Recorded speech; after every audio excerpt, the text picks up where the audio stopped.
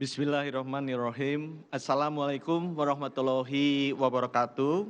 Salam sehat, sejahtera bagi kita semua. Om Swastiastu, Namo Buddhaya, salam kebajikan. Yang kami hormati Ibu Ketua, Wakil Ketua, dan anggota Dewan Perwakilan Rakyat Republik Indonesia. Setelah gelap terbitlah terang, setelah hujan badai muncullah pelangi. Setelah pandemi, tiba saatnya untuk kita melakukan transformasi. Pencabutan status pandemi COVID-19 oleh Presiden Jokowi menandai keberhasilan Indonesia melewati krisis kesehatan terbesar di abad ini.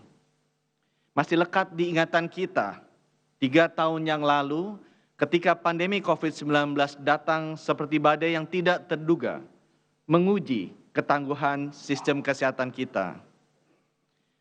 Di tengah gelombang pandemi COVID-19 yang tinggi, para tenaga medis, tenaga kesehatan, TNI, Polri, dan seluruh komponen masyarakat Indonesia berjuang bersama, tak kenal lelah, mempertaruhkan nyawa sendiri demi menyelamatkan nyawa sesama.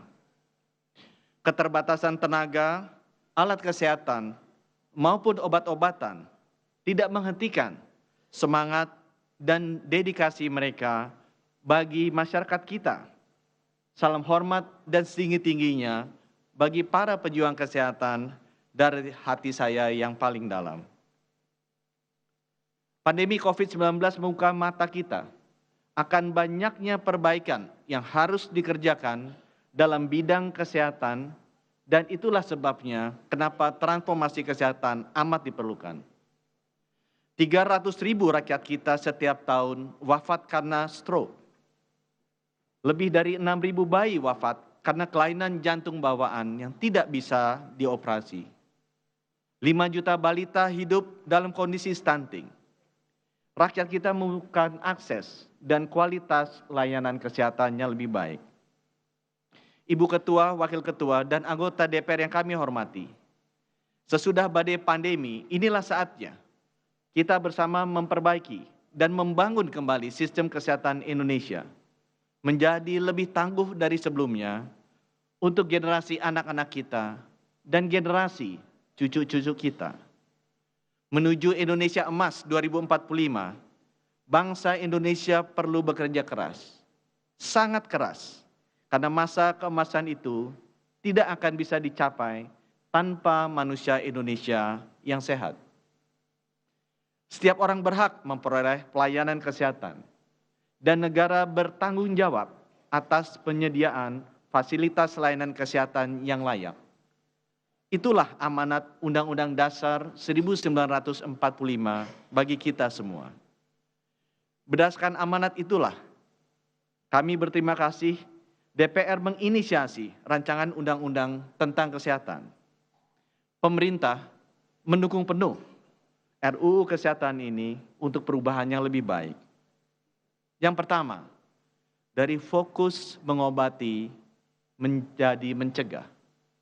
Pemerintah sepakat dengan DPR, pentingnya layanan primer dikedepankan. Untuk layanan promotif dan preventif dilakukan berdasarkan siklus hidup. Untuk mendekatkan layanan kesehatan ke masyarakat, pemerintah menekankan pentingnya standarisasi jaringan layanan primer dan laboratorium kesehatan masyarakat di seluruh pelosok Indonesia. Kedua, dari akses layanan kesehatan yang susah menjadi mudah. Pemerintah sepakat dengan DPR RI bahwa diperlukan penguatan pelayanan kesehatan rujukan melalui pemenuhan infrastruktur, sumber daya manusia, sarana prasarana, pemanfaatan teknologi telemedicine, serta pengembangan jejaring pengampuan layanan prioritas dan layanan unggulan nasional berstandar internasional. Ketiga, dari industri kesehatan yang bergantung ke luar negeri menjadi industri yang mandiri di dalam negeri.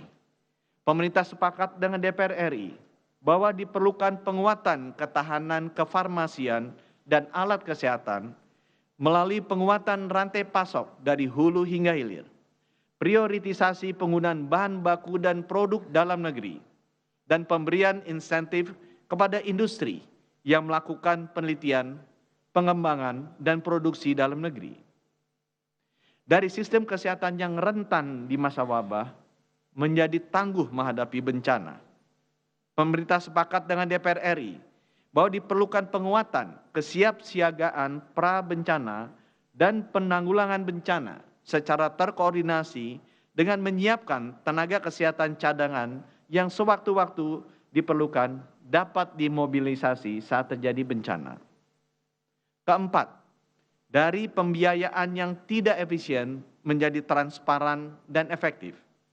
Pemerintah sepakat dengan DPR RI untuk menerapkan penganggaran berbasis kinerja dengan mengacu pada program kesehatan nasional yang dituangkan dalam rencana induk bidang kesehatan menjadi pedoman yang jelas bagi pemerintah dan pemerintah daerah. Kelima, dari tenaga kesehatan yang kurang menjadi cukup dan merata. Pemerintah sepakat dengan DPR RI bahwa diperlukan percepatan produksi dan pemerataan jumlah dokter spesialis melalui penyelenggaraan pendidikan dokter spesialis berbasis kolegium di rumah sakit. Dari perizinan yang rumit dan lama menjadi cepat, mudah, dan sederhana. Pemerintah sepakat dengan DPR RI bahwa diperlukan penyederhanaan proses perizinan melalui penerbitan STR yang berlaku seumur hidup dengan kualitas yang terjaga. Dari tenaga kesehatan yang rentan dikriminalisasi menjadi tenaga kesehatan yang dilindungi.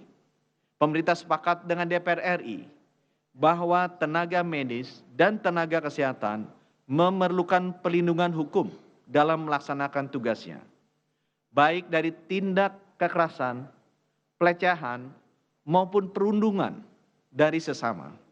Secara khusus bagi tenaga medis yang diduga melakukan tindak pidana dalam pelaksanaan pelayanan kesehatan harus melalui pemeriksaan majelis terlebih dahulu. Keenam, dari sistem informasi yang terfragmentasi menjadi terintegrasi. Pemerintah sepakat dengan DPR RI bahwa diperlukan integrasi berbagai sistem informasi kesehatan ke sistem informasi kesehatan nasional yang akan memudahkan setiap orang untuk mengakses data kesehatan yang dimilikinya tanpa mengurangi jaminan pelindungan data individu. Dan dari teknologi kesehatan yang tertinggal menjadi yang terdepan. Pemerintah sepakat dengan DPR RI perlunya akselerasi pemanfaatan teknologi biomedis untuk pelayanan kesehatan, termasuk pelayanan kedokteran presisi. Ibu Ketua, Wakil Ketua, dan anggota DPR yang kami hormati, transformasi kesehatan dibutuhkan untuk membangun arsitektur kesehatan Indonesia yang tangguh, mandiri, dan inklusif. Ada 11 undang-undang terkait sektor kesehatan lama yang disesuaikan dengan dinamika perubahan zaman. Pemerintah sependapat dengan DPR RI terkait dengan ruang lingkup dan pokok-pokok hasil pembahasan yang telah mengerucutkan berbagai upaya peningkatan kesehatan Indonesia ke dalam 20 bab dan 458 pasal di Rencana Undang-Undang Kesehatan. Pemerintah juga mengapresiasi pandangan mini fraksi yang telah disampaikan dalam rapat kerja tanggal 19 Juni 2023. Pemerintah telah melaksanakan setidaknya 115 kali kegiatan dalam rangka meaningful participation, baik dalam bentuk focus group discussion maupun seminar, yang dihadiri lebih dari 1.200 organisasi pemangku kepentingan dan 72.000 peserta, serta menerima setidaknya 6.011 masukan secara lisan dan tulisan melalui portal partisipasi sehat. Untuk itu kami mengucapkan terima kasih sebesar-besarnya kepada seluruh unsur masyarakat dan pemangku kepentingan di bidang kesehatan. Ketua, Wakil Ketua, dan anggota DPR yang kami hormati, akhir kata, izinkanlah kami untuk menyampaikan terima kasih atas disetujuinya Undang-Undang tentang Kesehatan ini pada pembicaraan tingkat 2 di rapat paripurna hari ini. Kita semua berada di kapal yang sama. Badai dan gelombang sudah dan akan terus terjadi seperti yang kita alami saat pandemi kemarin. Kita tidak dapat membendung badai, kita tidak dapat menenangkan lautan. Akan tetapi kita bisa memegang kemudi kuat-kuat dengan Undang-Undang Kesehatan sebagai kompas transformasi. Kita berlayar menuju arah yang sama untuk menyediakan layanan kesehatan terbaik bagi seluruh rakyat Indonesia. Dengan disahkannya Undang-Undang Kesehatan ini, kiranya menjadi awal baru untuk kita bersama membangun kembali sistem kesehatan yang tangguh di seluruh Indonesia. Tidak hanya di kota-kota besar, namun juga di daerah terpencil, tertinggal, di perbatasan maupun kepulauan. Saya ingin mengajak seluruh elemen pemerintah pusat, kementerian lembaga, pemerintah daerah, swasta, organisasi, dan semua masyarakat untuk ikut membangun kesehatan sampai ke seluruh pelosok negeri. Khususnya kepada masyarakat, mari kita bangun kesehatan kita, dimulai dari diri sendiri, keluarga, dan lingkungan sekitar kita.